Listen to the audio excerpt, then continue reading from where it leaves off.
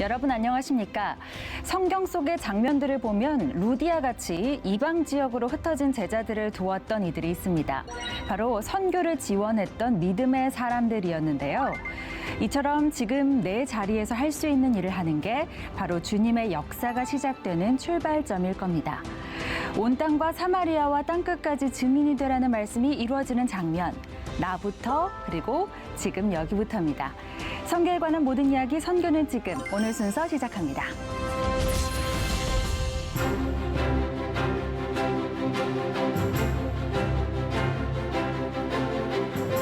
네, 선교는 지금 프로그램을 이끌어 가시는 중요한 두 분입니다. 김혜영 커넥트의 김혜영 선교사님 그리고 기독신문 노충원 기자님 나오셨습니다. 어서 오십시오. 안녕하세요. 안녕하세요. 반갑습니다. 자, 이제 완연한 가을입니다. 우리 선교사님 입으신 옷에서도 가을이 느껴지는 것 같은 느낌이 드는데요. 네. 사실 11월 시작하면서 추수감사절을 저희가 떠올리지 않을 수가 없는데 작년에도 힘들었지만 사실 올 한 해도 쉽지는 않을 것 같아 보여요. 올 가을 좀 어떻게 좀 보시나요? 네, 저희 기독교인의 강점이죠. 어렵고 힘들 때일수록 더 감사와 기쁨이 솟아나는 것. 네. 그래서 오히려 이제 코로나를 2회째 지나가면서 그 이전엔 전혀 생각하지 못했던 큰 감사들이 오히려 다시 새롭게 발견되는 네. 그런 시기가 된 것 같아요. 네, 좋습니다. 좀 올해는 추수감사 좀 어떻게 보내게 될까요?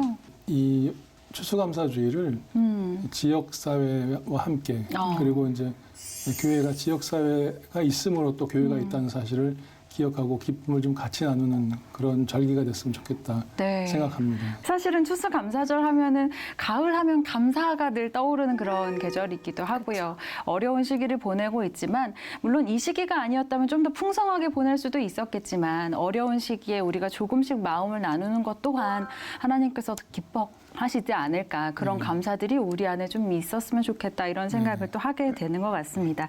자, 찬송이 우리 입에서 떠나지 않는 진정한 감사의 계절이 되기를 바라면서요. 오늘 순서 본격적으로 시작해 보겠습니다.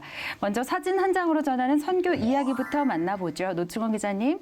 예, 저 사진이 이제 북간도의 용정중앙교회 30주년 기념 때 찍은 사진이라고 네. 합니다. 이제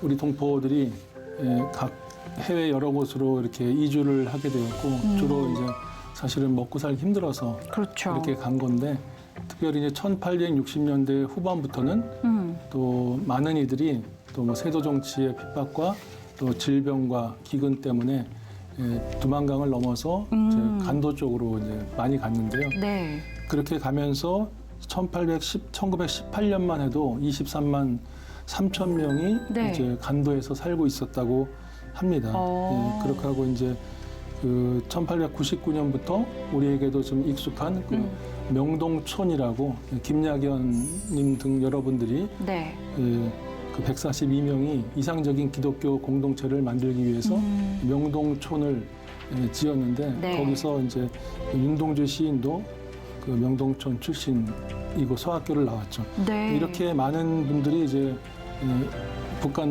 간도로 이렇게 이주하는 가운데 장로교, 감리교 교인들이 연합해서 1907년에 이제 세운 교회가 이제 바로 용정중앙교회. 용정중앙교회. 것이죠. 예. 그렇군요. 이게 30주년 기념 사진이었다고 하는데 이제 당시 뭐 상황 때문에 초기 사진은 없고 이제 이 30주년 기념만 남아 있는 거네요. 네. 하나님께서 이렇게 신앙인들을 통해서 우리 민족의 또 역사를 이끌어 가셨다는 그런 점도 우리가 다시 한번 되새기게 되는 것 같습니다. 자, 이번에는 우리 김혜영 선교사님 어떤 사진 준비해 오셨어요? 네, 이제 11월 4일이 이제 네. 점자의 날이거든요. 네. 그래서 이제 우리나라의 점자를 처음 만드신 분이 있습니다. 네. 그래서 이제 그 송암 박두성 선생님이 만드신 훈맹정음이라고 네. 해서 우리 시각장애인들이 점자로 글씨를 읽을 수 있도록 하는 건데요. 가지고 온 것이 이제 점자 성경 점자 사진하고 성경. 네. 송암 박두성 선생님입니다. 네. 그러면 이제 박두성 선생님께서 점자 성경도 좀 만드는데 많이 기여하셨다 그렇게 좀 볼 수 있나요? 네, 그런데 이제 그 이전에 저희가 기억해야 할 선교사님이 계시더라고요. 네. 그래서 한국에서 이제 점자 성경에 이게 이렇게 디딤돌을 놨던 분이 미국 감리회 소속 여자 선교사님이신 로세타 셔우드홀 선교사님이십니다. 그래서 이분이 이제 1890년에 한국에 이제 선교사로 의로 선교사로 오셨거든요. 또 오시기 전에 미국에서 이제 점자를 배우셨어요. 그러다 보니까 한국에 와서 이제 평양에 진료소를 개설하고 이제 1894년부터 이제 진료소에서 그 조수로 일하던 네. 그 오석형이라는 형제가 있었는데 이분의 따님이 시각 장애인이었어요. 그래서 그 오봉여라는 그 시각 장애인에게 이제 셔우드 홀 그 선교사님이 네. 점자를 가르쳐 주었습니다. 그러다 보니까 이게 이제 한국에서 맹인 교육의 시초가 됐고, 네, 셔우드 홀 선교사님은 아 이거 뭐가 부족하다 아쉽다. 그래서 미국에 가가지고 본격적으로 뉴욕에서 점자법을 다시 배우게 됩니다. 네. 그래서 한국에 와가지고 초등 독본, 기도문, 십계명 이러한 내용들을 점역해서 구약 성서와 신약 성서를 점자로 이제 만들게 됩니다. 네. 그러다가 이제 이 점자 성경의 획기적인 발전은 그 사진에 있는 바로 이제 성원 박두선 선생에 의해서 이루어지게 되는데요. 감리 교인이었던 이제 박두성 선생은 그 성서 전체의 점자 성경이 필요하다고 판단해서 1927년에 이제 계획을 세우고 점자 번역을 성경을 다 하기 시작합니다. 그러다가 이제 1970년대 와서야 신구약 성경 전체가 점자 성경의 그 점역이 다 이루어지게 됩니다. 그렇군요. 그러니까 네. 어떻게 보면 선교사님이신 그 로세타 셔우드 홀 선교사님께서 그렇습니다. 어떤 초석을 놓으셨고 그렇죠. 그걸 본격적으로 이제 발전시키신 것이 말씀하신 우리 사진 속에서 본 박두성 선생님이셨다는 거. 어떻게 네. 보면 저희가 11월 4일이 점자의 날이라는 것도 좀 잘 모르시는 분들도 많으셨을 것 같은데 이번 기회에 아셨을 것 같고요. 더욱이 이 점자를 개발하고 또 발전시키고 하는 그 배경에 기독교인들이 있었다는 점 또한 우리가 굉장히 자랑스러워해야 할 역사가 아닌가 하는 생각이 드네요. 진짜 아니라 이제 일반 성경 번역한 그 기간하고 비교했을 때 네. 27년부터 시작을 했는데 네. 1970년에 완역이 됐다고 하니까 얼마나 힘든 일이었을까 생각이 드네요. 네, 40년이 넘는 세월 동안 그렇죠. 점자 성경을 완성하고 또 이걸 또 좀 잘하기 위해서 미국에서 또 다시 공부를 해서 돌아오시는 선교사님의 맞아요. 헌신까지 있었으니까 네. 저희가 또 그 습관을 돌아보게 되네요. 맞아요. 일단 점자 성경은 부피와 내용량이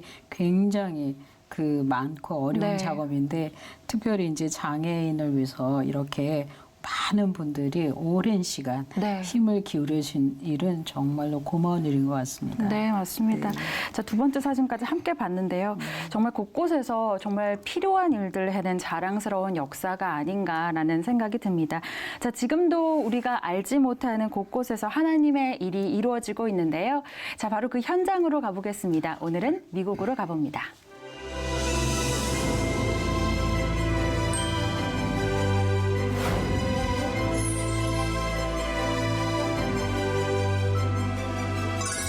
오는 11월 중순부터 12월 초순까지 케냐로 교육 선교회를 떠납니다. 이번에도 예외 없이 긴 여정이 될 것 같습니다. 미국 로스앤젤레스에서 동부 뉴욕을 거쳐 독일의 프랑크푸르트를 경유해 나이로비 국제공항으로 들어가는데 소요되는 시간은 약 32시간 정도 예상하고 있습니다.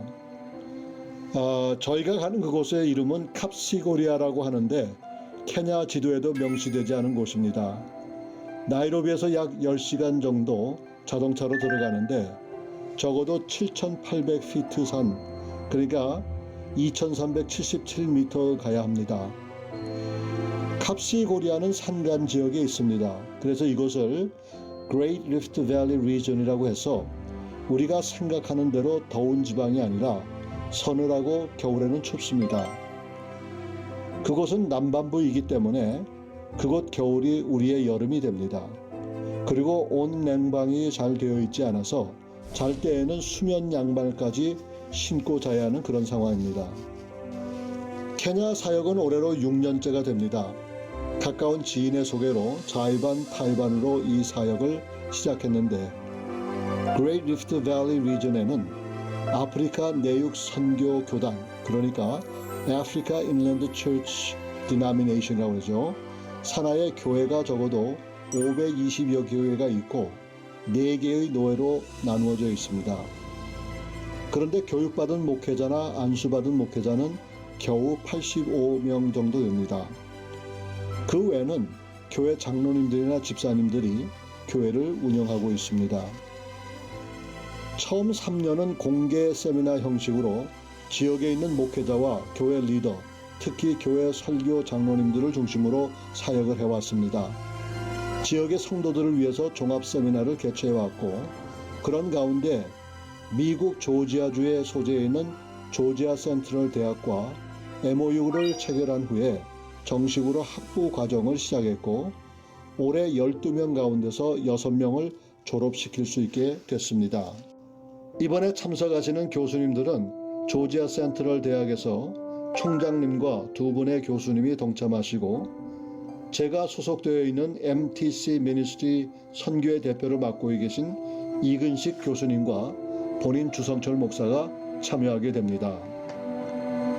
지금 현재 온라인으로 강의가 진행되고 있고, 이번 교육 선교 여행은 캅스코리아 마라켓 부족 신학 학부 졸업식과 세미나의 목적을 가지고 있습니다. 사실 코로나 팬데믹이 극성을 피우고 있는 이때에 구태여 그곳까지 가야 하느냐라는 질문들을 많이 받지만, 지난 5년 동안 캅스코리아의 마라켓 부족 목사님들과 함께 지내오면서 친분을 세우고 또한 함께 수업을 하는 가운데 이번 첫 졸업식은 그들에게 매우 큰 의미가 있다고 생각합니다. 이제 6명의 첫 졸업생이 이곳 아프리카 내륙교회 교단 서북부 지역 리더십에 깊은 영향력을 끼치게 될 것입니다. 그리고 앞으로 신학학부는 물론이고 석사 과정까지 계획하고 있기 때문에 이번 교육 선교 여행은 매우 중요하다고 생각을 합니다. 지금까지 미국 주성철 목사였습니다. 네, 선교지 현장의 모습 화면으로 함께 만나봤습니다. 이 코로나 상황 속에서도 멈출 수 없는 선교가 이제 실제 대면 상황에서 조심스럽게 좀 다시 시작되는 것 같아서 반가운 또 느낌이 드는데요. 우리 또 김희영 선교사님 같은 경우는 케냐에 또 있으셨기 때문에 화면 보는 느낌이 또 정말 어떠셨어요? 반갑습니다. 저 캅스코리아는 네. 저도 현장 조사를 하러 다녀온 곳이거든요. 아, 그러세요? 그래서 더 반가웠습니다. 네, 좋습니다. 선교지의 모습을 보면서 저희가 그곳 상황을 알아봤는데요.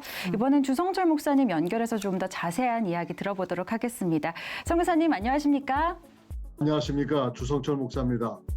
네, 반갑습니다, 목사님. 이 11월 중순에 케냐로 떠난다고 하셨는데 이제 한 2주 후입니다. 아직은 좀 염려하시는 분들도 계실 것 같은데 이렇게 전격적으로 결정하시게 된 이유가 있으실 것 같아요. 어떻습니까?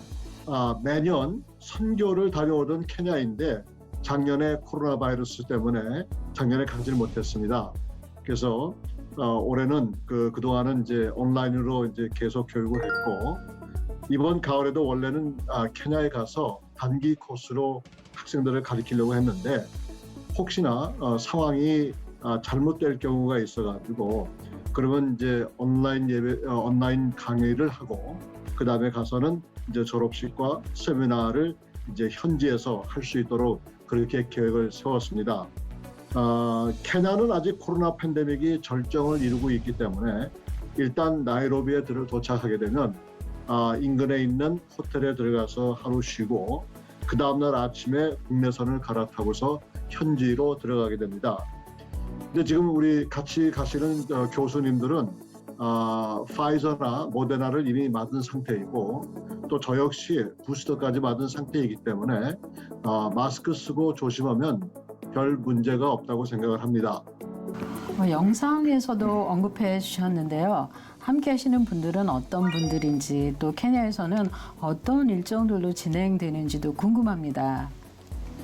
이번에 함께 케냐 교육 선교에 참여하신 분들은 미국의 조지아 센트럴 대학의 총장님하고 또 학장님이 참석하시고 또 제 자신이 속해 있는 MTC 미니스트리라고 있습니다. 이게 미션 트레이닝 코칭의 선교회인데 여기에 대표 맡으신 이근식 선교사님과 함께 참석을 하게 됩니다. 그래서 가서 이제 보충 수업도 하고 아울러서 지역의 목회자님들과 이제 대화를 나누면서 이제 그분들과 함께 이제 그 시간을 보낼 그럴 계획을 하고 있는데 이제 본 학교에서 이야기하는 그 신학 학부 과정이죠. 그러니까 여기서 보면 Bachelors of Art Theological Study라고 하는데 그거를 하고 이제 거기에 대한 설명회도 좀 가질 예정입니다. 그래서 그렇게 하고 그다음에 11월 28일이 주일인데 주일 오전에는 이제 졸업식을 거기서 성대히 치르고 그 전날에는 27일에는 졸업생 부부하고 또 재학생 부부들을 초청해서 이제 뱅퀴트를 이제 하면서 서로 축하해주고 격려해주는 그런 시간을 가지려고 합니다. 예, 케냐 현지에서도 매우 기다리는 시간이 될 것 같아요. 특별히 이번 선교 여행을 통해서 기대하는 점들이 있다면 무엇일까요? 이번 선교를 통해서 기대하는 것은 먼저 지난 5년의 훈련 기간 동안에 끊임없는 노력과 또 진지한 자세로 수업에 임한 케냐 목회자님들의 첫 열매를 맛보게 되는 그런 아주 소중한 시간입니다. 그래서 이 지역에 적어도 520여 개의 교회가 있는데 거기서 목회자가 한 80여 명밖에 없습니다. 그래서 교회 리더십을 위해서 이번 졸업식은 졸업생들이 이제 그 지역에서 사용되게 되는데 물론 신학 학부 과정이지만 그동안 목회 경험과 학적인 훈련이 현지 목회자들에게 큰 영향력을 끼칠 것이라고 예상되고 있고 또 여기에 이제 서티피케이트 프로그램이라고 있는데 이제 중졸 그다음에 고졸 이런 사람들을 학교 훈련을 시켜가지고 이 서티피케이트 프로그램을 이수한 목회자에게 교회 리더들에게 신학 학부 과정을 이수할 수 있는 그런 기회를 기대하고 있습니다. 네, 아무래도 이번 선교 여행을 준비하면서 기도도 참 많이 하셨을 것 같습니다. 이번 여행의 경험이 또 다른 선교 여행 팀들에게는 좋은 모델이 될 것 같은데요. 이후에 선교를 준비하시는 분들에게 팁을 좀 주신다면요? 이 코로나 팬데믹 기간 중에 선교팀을 준비하시는 분들에게 특별히 몇 가지 내용을 좀 알려드리고 싶은데 첫째로는 백신 접종하는 것이 매우 중요합니다. 그래서 제 아무리 델타 변이가 극성을 부린다 해도 백신을 접종한 사람은 거의 안전합니다. 그리고 두 번째로는 그 개인과 타의 건강을 위해서 마스크를 꼭 착용하시고 손 세척하시고 거리두기가 필수입니다. 그리고 어떤 경우에는 이제 특별히 밀폐된 장소는 좀 되도록이 좀 피했으면 좋겠고요. 그다음에 세 번째는 각종 비타민이나 도움될 만한 그런 이제 서플리멘트라고 그러죠. 그걸 복용하심으로써 이 면역성을 키우는 것이 상당히 중요하다고 생각을 합니다. 그래서 특히 아프리카 선교를 계획하신 분들에게는 가장 중요한 게 옐로우 피버 그거를 맞으셔야 돼요. 그리고 또 말라리아 예방을 미리 준비하셔야 됩니다. 저희의 기도 제목은 우선 첫째로 이 안전이겠죠. 여행의 안전을 위해서 여러분들 기도해 주시고요. 그다음에 케냐에 들어가고 나오는 과정에서 케냐의 그 보건청하고 이민청하고 그 관계가 유대 관계가 잘 되어서 들어오고 나가는데 별 문제 없이 올 수 있도록 여러분 기도해 주시고요.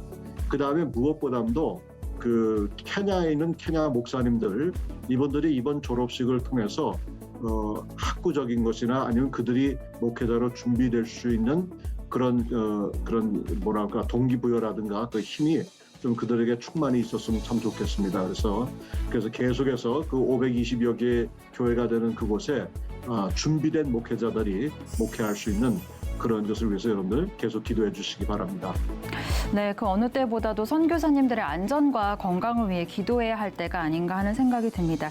이 코로나 상황 속에서 처음으로 해외 선교를 떠나시는 발걸음 위해서 저희도 함께 기도하도록 하겠고요. 이번 일정이 앞으로 진행될 단기 선교의 새로운 매뉴얼이 될 수 있기를 바랍니다. 정 목사님 오늘 말씀 감사합니다. 예, 감사합니다. 네, 미국 주성철 목사와 이야기 나눠봤습니다.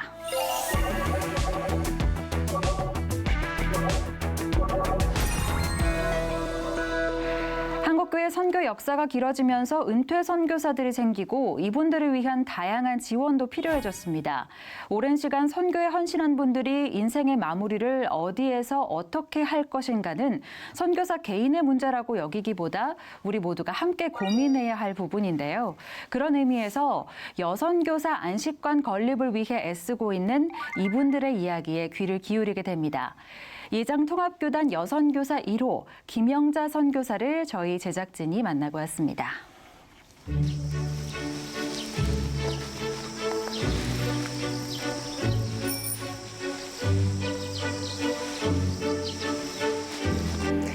1980년도 11월 23일 날 그 인도 마드라스로 파송 나갔어요.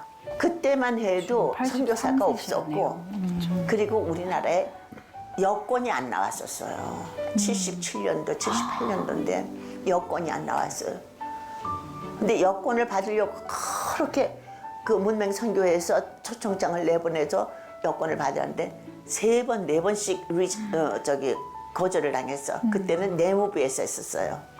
그런데 마지막에 거기서 뭐라 하냐면 인도로 가라고 해서 아이 그럼 하겠습니다 이렇게 했는데 하겠습니다 했을 때부터 모든 게 다 풀리는 거예요.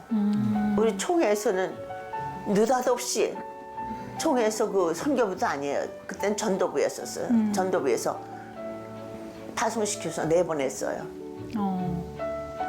야, 여권 발급 그 안에 들어오는 어린이들은 모두 예수 그리스도를 믿어야 됩니다. 구원 받아야 됩니다. 뿐만 아니라 성령으로 거듭나야 됩니다. 예수 그리스도의 제자가 돼야 됩니다. 그러면 힌두교권에 있지 않고 지금 예수 그리스도를 믿고 있는 우리들은 모든 힌두교권을 향해서 선교사가 돼야 됩니다. 야, 인도에서 사역하셨던 정말 귀한 자료들이네요. 권사님이 들어가라. 깨우지 않았는데 왜 이렇게 일찍 일어났어? 깨워야지. 굿모닝입니다. 굿모닝 썰. 오케이. 여기요. 오늘 몇 장이지? 오늘이 찬송가. 231장이요. 찬송가 하나 불러야지. 보아라 즐거운지 밝고도 거룩한 천국에 거룩한 백성들 거기서 모여서 또 예배를 드리는 영원히 시간을 가지시네요. 영광에 살겠네. 일어나면은 우리 찬송가 5개 부르고 그리고 성경 통독을 해. 지금은 90일 성경 통독으로 해서 매일 그 김하자 목사님 저 그리고 도와주시는 권사님 한 분 계세요. 그래서 셋이 통독을 하고 있어요. 11째 해 셋째 달 초하루에 여호와의 말씀이 내게 임하여 이르시되 단풍나무가 그 가는 가지만 못하며 하나님의 동산에 어떤 나무도 그 아름다운 모양과 같지 않더라. 마음이 교만하였던저 내가 여러 찬송가도 나라의 부르시고 성경 함께 통독하시면서 주 아침을 여호와의 깨우시는 말씀입니다. 아멘. 말씀이네요.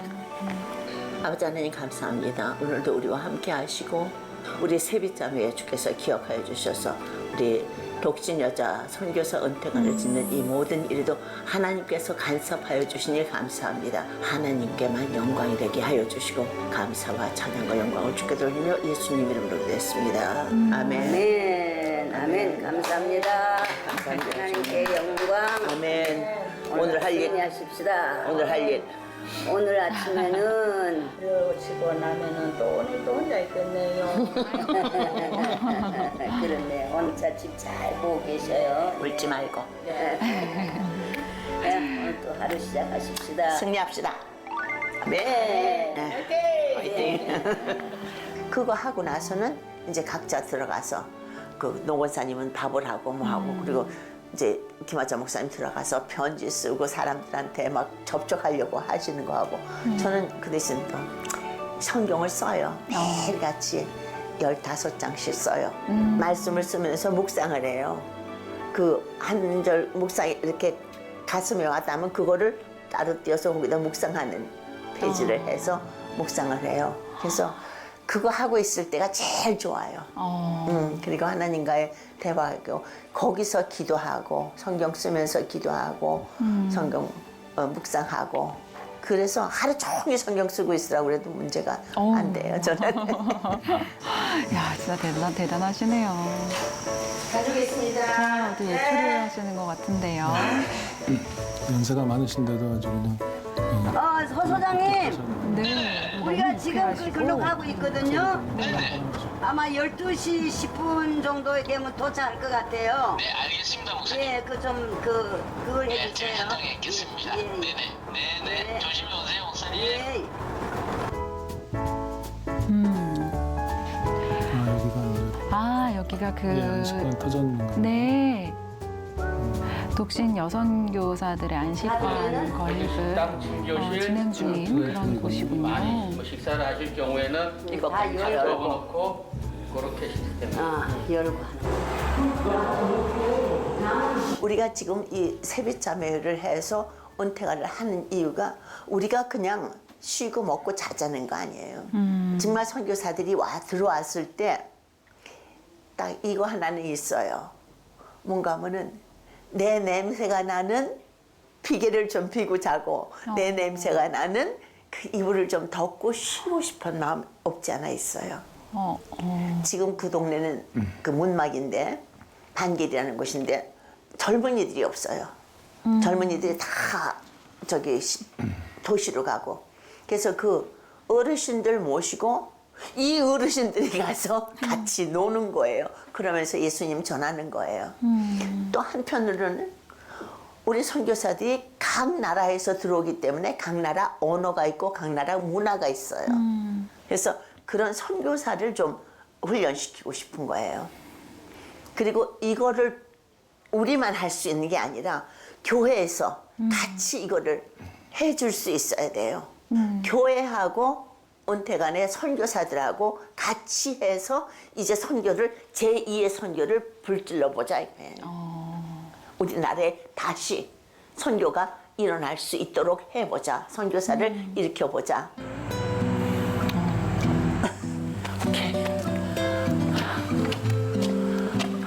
야, 이렇게 저거 자체 문을 건물 달고. 짓는 거는 네. 거의 처음이에요. 그래서 이 문이 이제 딱 닫혀 있잖아요. 그럼 여기 아주 어두운 공간인데 어두운 공간에 딱 문을 열면은 여기 빛이 쫙 들어온다는 거죠. 그걸 이제 유럽에 아마 그런 교회들이 가서 큰 감동을 받은 거예요. 그래서 그걸 한번 해보겠다고. 건축의 어떤 디자인 요소까지 꼼꼼하게 다 하고 계시네요. 아, 주님 도우시옵소서. 주옵소서. 아버지요. 꽤 건물이 커요. 네, 지금까지는 진짜 규모가 꽤 감사할 일뿐이었었어요. 네, 뭐가 잘못되는 것 같아도 돈이 없는 것 같아도 돈이 없는 것 같은데 또 그게 생겨나요. 하나님께서 그걸 허락해 주시고 그리고 우리 김하자 목사님이 그거를 전적으로 다 담당하고 계시니까 저 양반 어깨에 있는 그 무게 그게 좀 안타까워서 좀 마음이 아파요. 그거는. 근데 그거는 내가 어떻게 도와줄 길이 없어요. 참 마음이 아파요. 근데 이제 주 교수님도 그거에 대해서는 마음 아파하시고 그리고 뭐 그러니까 주 교수님 자꾸 기도하시면서 그냥 기다리자. 하나님 하실 거다. 근데 또 기다리만 있다고 감이 떨어지나요? 흔들어야죠. 감나무를 흔들어야지. 그래야 떨어지지. 나는 그냥 내가 흔들어주지도 못하고 저거 왜 안 떨어지지? 왜 안 떨어지지? 그래서 제일 힘든 사람이 김하자 목사님이세요. 잠깐 인터뷰 중에 또 주선혜 교수님에 대한 이야기도 해주셨고요. 할렐루야 감사합니다. 예, 할렐루야. 네, 네. 그래서 거기에 해놨던 거를 우리 주기로 했어요. 그래서 식당 좀 이렇게 해줘라. 또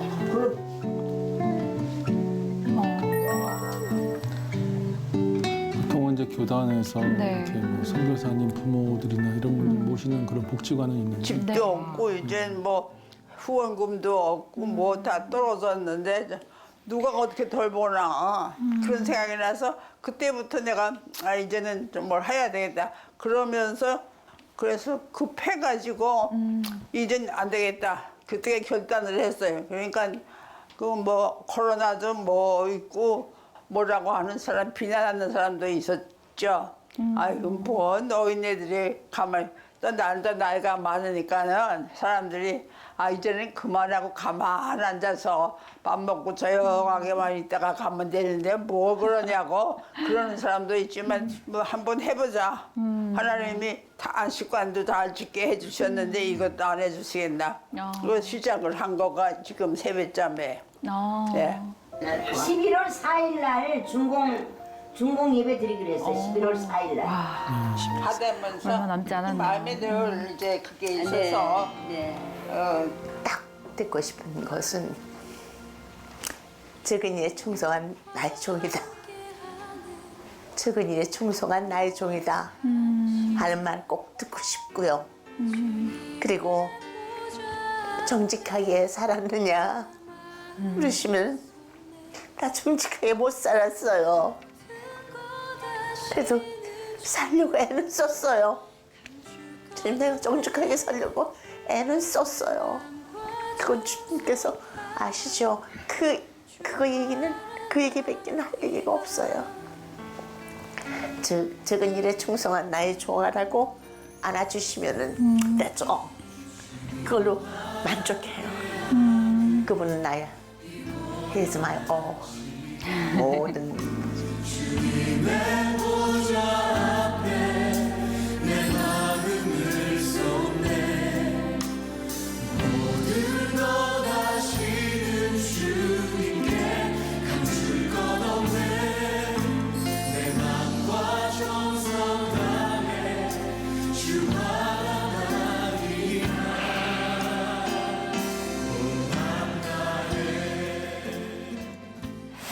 네, 자 이렇게 또 세빛자매회 김영자 선교사님의 모습 영상으로 함께 만나봤습니다.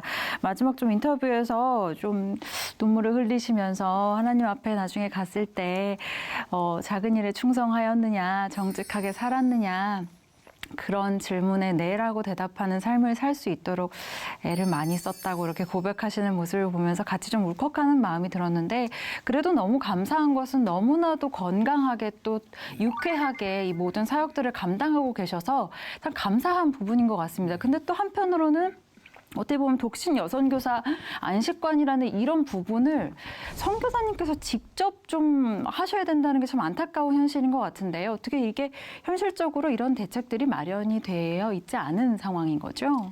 그러니까 이제 좀 자료를 찾아보니까 일단 KWMA에서 2019년 선교사 2만 8천여 명 되는데 네. 60대 이상이 4,446명이어서 네. 23.6%. 5명 중에 1명 정도는 이제 60대 이상이다. 은퇴 대책이 이미 코앞에 왔고, 그리고 2018년에 GMS 소속 145명 선교사를 대상으로 조사했는데 52%가 은퇴 후에 그 주택에 대한 대책이 전혀 없고, 그리고 은퇴 후에 가장 필요하다고 생각하는 것이 51%가 생활비 마련이지만 35%가 주택 해결이다. 이제 이런 거거든요. 아까도 잠깐 말씀드렸지만은 뭐 어떤 그 좀 대형 선교단체 같은 경우는 뭐 선교사 부모나 이런 분들을 위한 복지관 같은 거는 있습니다. 네. 그러나 이제 턱없이 부족해서 각자 도생이고 특별히 이제 우리나라에서는 이제 여자 교육자, 여자 독신 선교사 이 부분에 대해서는 관심이 네. 또 밀려 있겠죠. 네, 또 독신 여선교사에 대해서는 좀 후순위로 밀려나 있는 상황이기 때문에 오히려 더 안식관 걸림 문제가 좀 어려울 수밖에 없는 그런 상황인 것 같습니다. 사실은 저희가 이렇게 선교는 지금을 통해서도 많은 선교사님들을 만나고 있지만 사실 당신의 안위를 생각하고 선교지에 가시는 선교사님들은 거의 안 계시잖아요. 어떻게 보면 노후 대책이나 이런 것들을 준비를 못 하실 수밖에 없는 현실인데 그렇다면 선교사를 파송할 때 이런 부분을 미리 좀 계획해야 하지 않을까 하는 생각도 드는데요. 네, 일단 저는 이제 김영자 선교사님의 영상을 보면서 큰 언니. 우리 어렸을 적에 큰 언니가 나서서 어려움을 맡아서 다 이렇게 해준 거 있잖아요. 네, 동생들 다 먹여 살리고. 그렇죠. 네. 그래서 저도 뭐 이제 싱글 선교사로 일을 하고 있어서 그 선교사님이 왜 저 일을 하시는지 저는 깊이 공감이 됐어요. 그럴 것 그런 같습니다. 한편 또 한국이 이제 선교사를 본격적으로 이제 활동을 나가기 시작한 게 이제 70년대 후반 80년대 제 1호로 80년에 가셨으니까. 네. 그래서 이제 한 세대가 이제 지나가고 있잖아요. 그래서 네. 이렇게 이제 앞선 세대가 이제 개척을 했다면 이제 개척을 하고 난 그 세대가 이제 그 은퇴를 하시는 시점. 그리고 새로운 세대가 이제 위임받는 시기에 네. 그렇다면 이제 그 본인 1세대인 내가 이제 이 은퇴 준비까지 해야 되는 것에 대한 거룩한 부담감 그것을 갖다가 후세대도 이제 당연하다, 마땅하다 그렇게 여길 것이 아니라 이제 저 어르신이 저렇게 길을 열어가고 있구나. 그렇다면 그분이 가신 그 길을 후세대도 가야 되는 길이니까 그래서 같이 손을 모으고 팔을 걷어붙여서 그 가시는 길에 동참하고 기도하고 물질도 함께하는 힘이 네. 필요할 것 같습니다. 네. 그래서 선교사님들이 뭐 선교지 떠나실 때 노후를 생각하고 가신 분들이 아무도 없을 없죠. 거예요. 네. 가서 죽으면 죽어야 되는 상황에서 떠난 길이었으니까. 네. 그렇지만 또 하나님께서 허락하셔서 또 장수하고 또 오래 살 수 있는 축복도 주셨으니까 네, 네. 건강하게 인생의 마무리를 한국 교회가 같이 잘할 수 있으면 참 좋겠다 그런 생각이 듭니다. 네. 네. 선교사님들 가끔 보면 남자분들은 목회를 이제 가서 성공을 하시면은 네. 교회도 어느 정도 규모가 되고 또 이제 건물 가면 이제 신학교라든지 이런 것들을 하니까 네. 건물의 문제 이런 것들이 좀 따르는데 네. 문득 이제 여자분이시고 독신 선교사님이시고 80년이면 거의 전설이라고 생각하거든요. 예, 거의 교단 첫 번째 정말 남녀를 통솔해서 거의 첫 번째 정도 해당될 텐데 네. 저 안식관이 잘 건립이 되기를 네. 바라는 마음이 크네요. 네, 맞습니다. 우리 노 기자님 아까도 말씀하셨지만 은퇴 후에 우리 선교사님들이 생활비와 또 주택 문제로 많이 좀 고민을 하고 계신 것 같은데 사실 일생을 어떻게 보면 선교에 헌신하신 분들이잖아요. 이런 분들이 노년의 어떤 개인적인 어려움으로 허탈감을 느끼지 않도록 조금 대책이 필요해야 하지 않을까라는 생각이 들고요. 개인이 하기 힘든 일들을 우리 공동체가 좀 함께 했으면 좋겠다라는 생각을 하게 됐습니다. 진행하고 계신 안식관 건립을 위해서 저희도 함께 기도하겠습니다.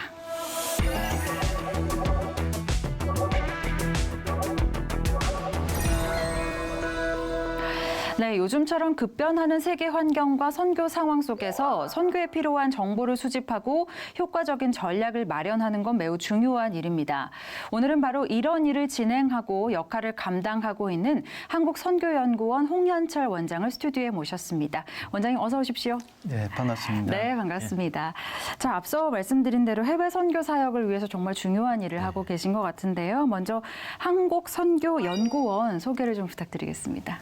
그 한국선교정보연구센터라는 이름으로 1990년에 사단법인 한국해외선교회 GMF로 알려져 있죠. 네. 이게 연구기관으로 시작하였습니다. 이후에 한국교회와 선교사 그리고 선교단체들을 대상으로 또 섬기게 되었습니다. 초대 원장으로 문상철 박사님이 지금까지 계속 해오다가 제가 2020년 1월부터 2대 원장으로 취임하게 되었고요.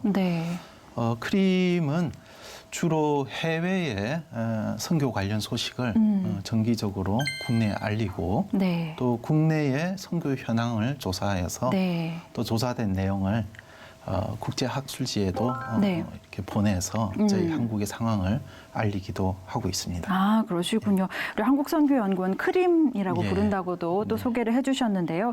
해외 선교 소식을 좀 알리고 이 국내외 선교 현황에 대해서 좀 연구하고 하는 일들을 하고 계신데 사실 이렇게 학구적인 자료들 또 의미 있는 통계들을 내놓으시는 것으로 알고 있어요. 그러면 이런 작업들은 좀 매년 진행하시는 건가요? 이런 연구 어떻게 진행하고 계신지. 그 한국선교연구원에서 처음에 한국 선교 현황을 조사하게 된 계기는 액치에서 근무하셨던 한국의 선교사로 오셨던 말린 넬슨이라는 박사님이 선교사님이 한국의 선교사들을 1979년부터 실명까지 다 주소까지 해서 이렇게 조사를 했습니다. 그렇게 해서 매년 내던 것을 저희 크림에 1990년에 이제 맡겨서 그분이 떠나시고 저희 90년부터 2년에 한 번씩 한국 선교 핸드북이라고 해서 그 당시에는 실명까지도 다 초창기 나가셨던 분들까지 이렇게 등록하고 그렇게 발표해 왔습니다. 그리고 연구 결과는 저희 한국선교연구원 발표회를 통해서 발표도 하고 또 국제학술지인 IBMR이라는 곳에 이렇게 발표를 하기도 해왔습니다. 네. 그리고 최근에는 선교 통계만 낸 것이 아니라 특정 이슈에 관해서 이렇게 설문을 해서 최근에는 이제 선교사 모금 그리고 선교 교육, 4차 산업 관련돼서 선교사들이 느끼는 것, 그리고 지속 가능성과 재활성화에 대해서 좀 했고요. 올해에는 특별하게 저희가 그 통계에 답변이 없던 선교 단체들을 네. 이렇게 장기적으로 통화를 하거나 조사를 해서 네. 변화된 선교 한국 선교 현황을 업데이트를 좀 세심하게 하였습니다. 네. 그래서 올해에 한국 국적의 장기 선교사가 네. 22,259명이고 실제로는 숫자보다는 30대 미만의 선교사가 1% 미만이었어요. 이전보다 훨씬 더 줄었고 30대가 7%, 7.5%밖에 되지 않았습니다. 네. 그리고 40대도 많을 것 같지만 30.3%. 40대도요. 네. 그 위에는 다 50대 이상이고요. 60대 이상 올해에도 22% 이렇게 되어 있고요. 매우 고령화되어 있고 네. 80% 정도의 숫자가 MK 숫자라고 볼 수 있는데요. 네. 대략 저희가 보니까 그 숫자에서 선교사 자녀가 55.5%가 대학생 이상입니다. 그러니까 60대 선교사님들이 많으니까 당연히 네, MK들도 네. 예, 그래서 MK 정책도 바뀌고 있고요. 예, 그래서 이런 것들을 보면 전체적으로 현재 한국 선교가 어떻게 흘러가고 있는지 또 젊은 사역자가 부족한 현황입니다. 전체적인 선교의 그림을 좀 볼 수 있는 유의미한 좀 통계 또 연구 자료들이 나오고 있는 거네요. 그래서 이제 저 선교 관련 취재를 좀 옛날에 좀 했는데 그때 보면은 선교사 통계를 내는 곳이 이제 크림하고 KWMA 두 네. 군데였는데 사실 저희는 이제 크림 것을 굉장히 신뢰를 많이 했었어요. 네. 좀 이렇게 집계 방식이 좀 달랐다고 좀 생각을 하는데 네. 어쨌든 그러면서 이제 아까도 말씀드렸지만 올해는 이제 22,000명 그러니까 이제 작년하고 비교했을 때는 한 6,000명 정도가 이제 줄어든 통계를 했는데 이제는 좀 이렇게 앞으로는 이런 뭐랄까요 통계 이런 것들이 좀 더 통일되고 그리고 또 뭐 어떻게 좀 더 정확해지고 뭐 그렇게 좀 변화가 있는 건가요? 어느 단체가 더 정확한 통계를 한다고 말하기는 조금 어렵습니다. 통계하는 방식과 또 철학들이 좀 있기 때문에 이번에 말씀하신 대로 통계 이번 저희가 설계하면서 과거의 통계를 버리지 않고 연속성이 있으면서도 현재 변화하는 선교 환경을 반영할 수 있는 것에 좀 고민을 많이 했습니다. 그래서 장기적인 측면에서 전략을 세우려면 가장 중요한 것이 기준이다. 기준이 계속 바뀌면은 그것은 어려워지니까 기준을 좀 잘 세우자라는 것이 이번에 좀 핵심적인 모토였습니다. 네. 그래서 이전보다 선교사 정의를 책무의 관점에서 이렇게 정의를 나눌 때에 선교사는 이제 네. 책무가 굉장히 중요한 부분으로 되어 있기 때문에 책무 관점을 중심으로 세부적으로 네. 다루었고요. 그래서 오늘날 국내 선교사로 와서 타문화 사역을 하거나 근로자 사역하는 분들도 있기 때문에 네네. 반영하기를 좀 추구하였습니다. 그래서 저희가 정확하다라고 말하기보다는 정확을 좀 추구했고요. 앞으로 그런 기준에 맞추어가는 네. 과정이라고 좀 보면 될 겁니다. 선교사 수를 이야기할 때에 저희 한국 그 22,259명이 선교사 수로 다를 포함하고 있는 것은 아닙니다. 정의가 어떤 정의냐면 한국 국적의 네. 한국 국적의 장기 사역에 헌신한 선교사이고요. 이번에 뒤에 발표된 뒤에 내용을 보면 단체에 소속된 단기 선교사가 한 451명이 있고요. 또 장기 선교사에 저희에 포함이 되어 있지 않지만 점점 늘어가고 있는 추세라서 타 국적 미국 아니면 인도 방글라데시 네. 등등의 선교사, 필리핀, 중국 등 국적을 가진 선교사를 한국 선교 단체들이 파송하기 시작했어요. 예, 그 카테고리를 네. 국제 선교사의 카테고리로 묶어서 1,435명 점점점 늘어나고 있는 추세인데 이것이 또 한국 선교의 역량으로 저희가 한국 선교사는 아니지만 네네. 이렇게 포함을 시켰습니다. 그래서 이걸 종합적으로 봐야 합니다. 또한 텐트 메이크라고 하는 전문인 선교사 예 있습니다. 자비랑 선교사요. 네. 이분들도 사실상 22,259명 안에 포함이 되어 있습니다. 네.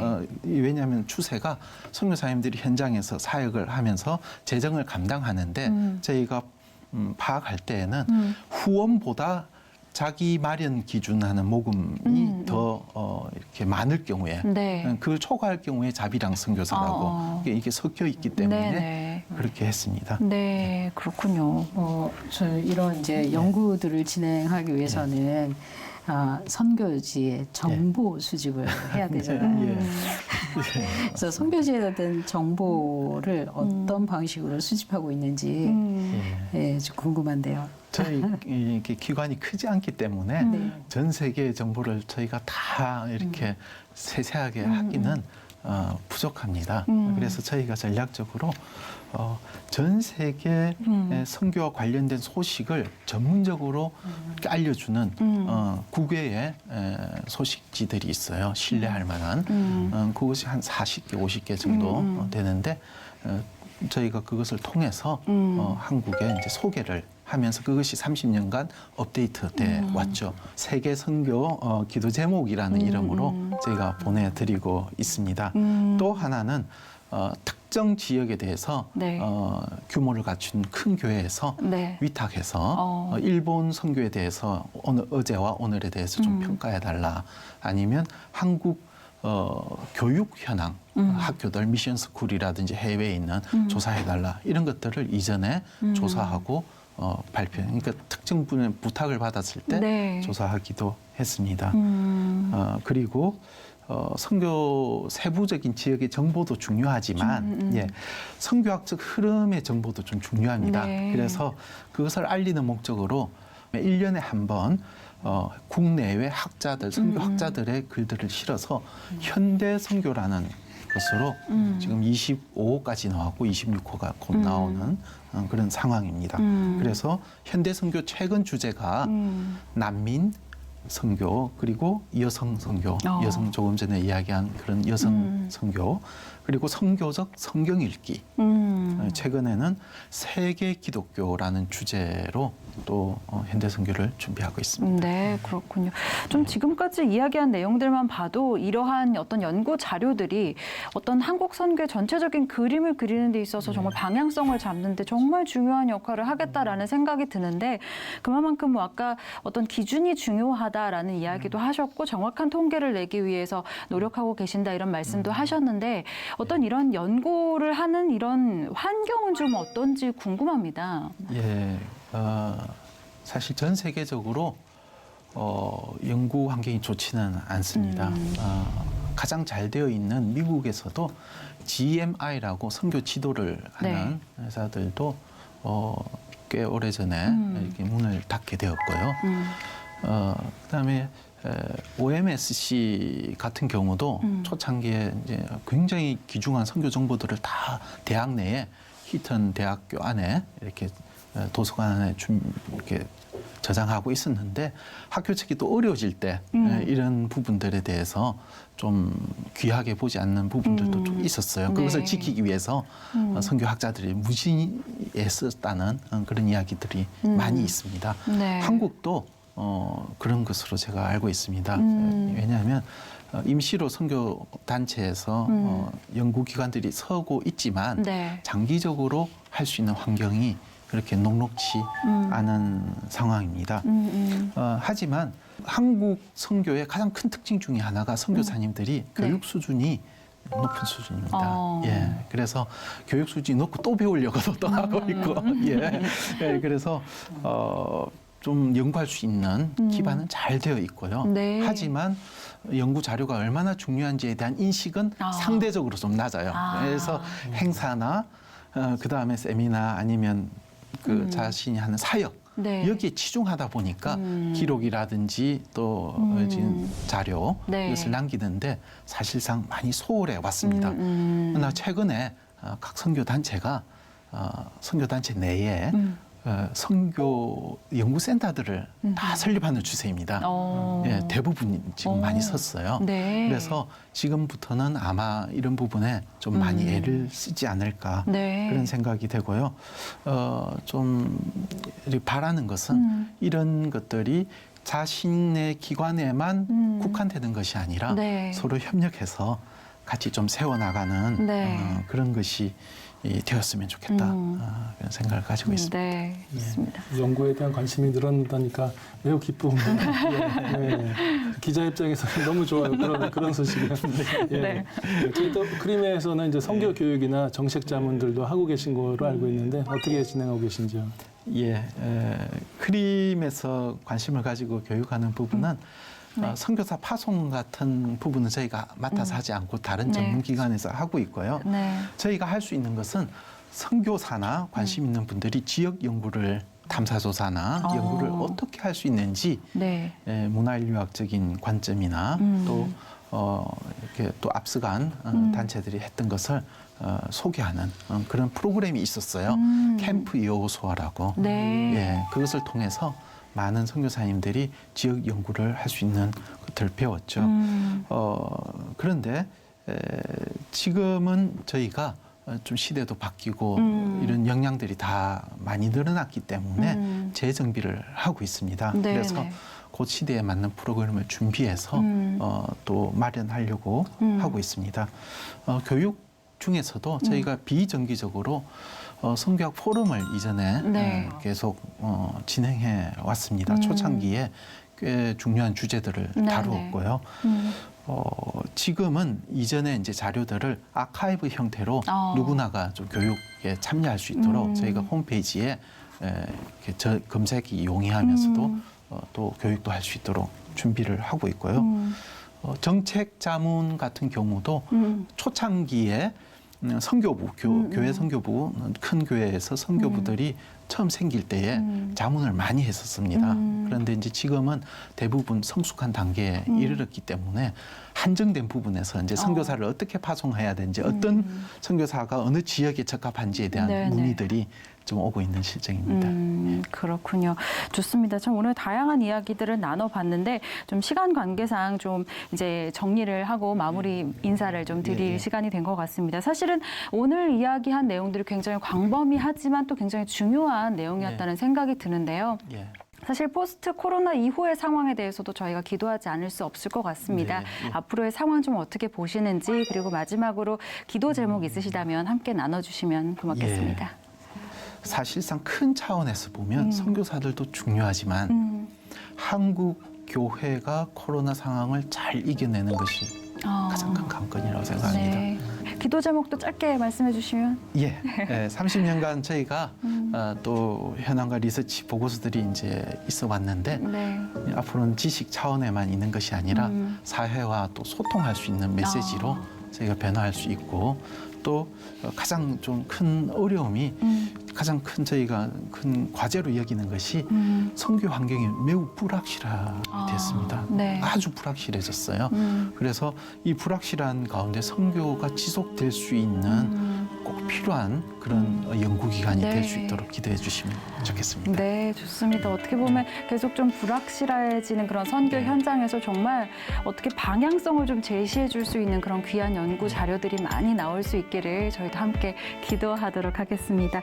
지금까지 한국선교연구원 홍현철 원장과 이야기 나눠봤습니다. 오늘 말씀 감사합니다. 감사합니다.